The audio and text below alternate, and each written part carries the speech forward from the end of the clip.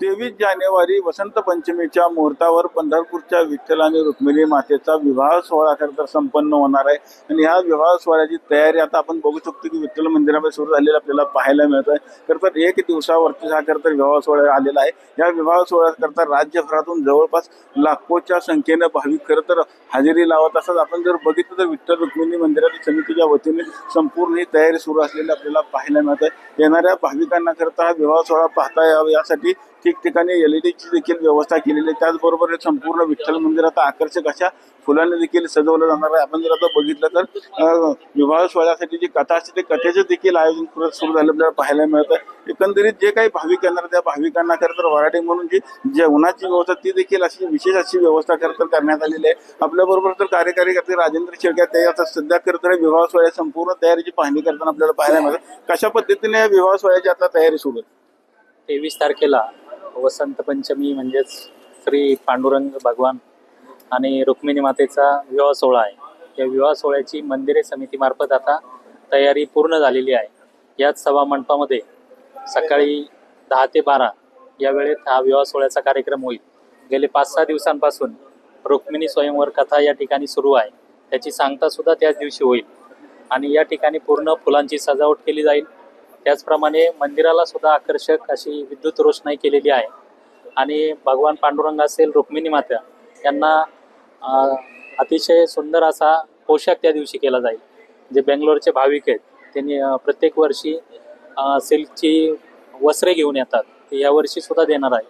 त्याचप्रमाणे ज्या उत्सव मूर्ती आहेत त्याला सुद्धा आपण विविध वस्त्रांनी त्याला नटवून या ठिकाणी विवाह सोहळ्यासाठी आपण आणणार आहोत.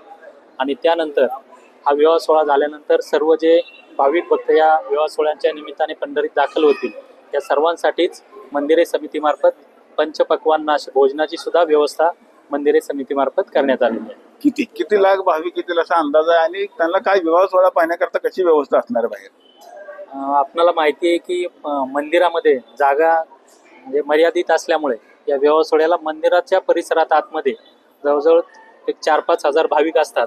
परंतु मंदिर परिसरामध्ये चौफाळापासून महाद्वारापर्यंत संपूर्ण रस्त्यावरती सुद्धा भाविक त्या ठिकाणी विवाह सोहळा पाहण्यासाठी बसतात. त्यामुळे आपण मंदिरे समितीमार्फत लाईव्ह स्क्रीनची सुद्धा व्यवस्था केलेली आहे. चौफाळा, पश्चिम द्वार, त्याचप्रमाणे नामदेव पायरी आणि त्याच पद्धतीने जे ऑनलाईनचे प्लॅटफॉर्म आहे सर्वच प्लॅटफॉर्मवरती आपण ऑनलाईन पद्धतीने सुद्धा हा विवाह सोहळा दाखवणार आहोत. एकंदरीत सगळी तयारी आता पूर्ण झालेली आहे. सगळी तयारी पूर्ण झालेली आहे आणि हा विवाह सोहळाच्या दिवशीच संध्याकाळी 5 वाजता जी शोभा यात्रा असते त्याच्यामध्ये सुद्धा स्थानिक कलाकार असतील, त्यांचे विविध वाद्य असतील, जे आपले पारंपरिक वेशभूषा असतील, वासुदेव असतील, त्यांना सुद्धा या ठिकाणी निमंत्रण दिलेले आहे. त्यामुळे ही शोभायात्रा सुद्धा भव्य दिव्य अशी असणार आहे. आपण बघितलं असेल की वसंत पंचमीच्या मुहूर्तावरती खरं तर विठ्ठल रुक्मिणी मातेचा विवाह सोहळा संपन्न होणार आणि त्याची तयारी आता पूर्ण झालेली देखील आता मंदिर प्रशासनाकडून सांगण्यात आलेलं आहे. विठ्ठल मंदिरातून कॅमेरामॅन जगदीश रवी लवेकर, TV9 मराठी.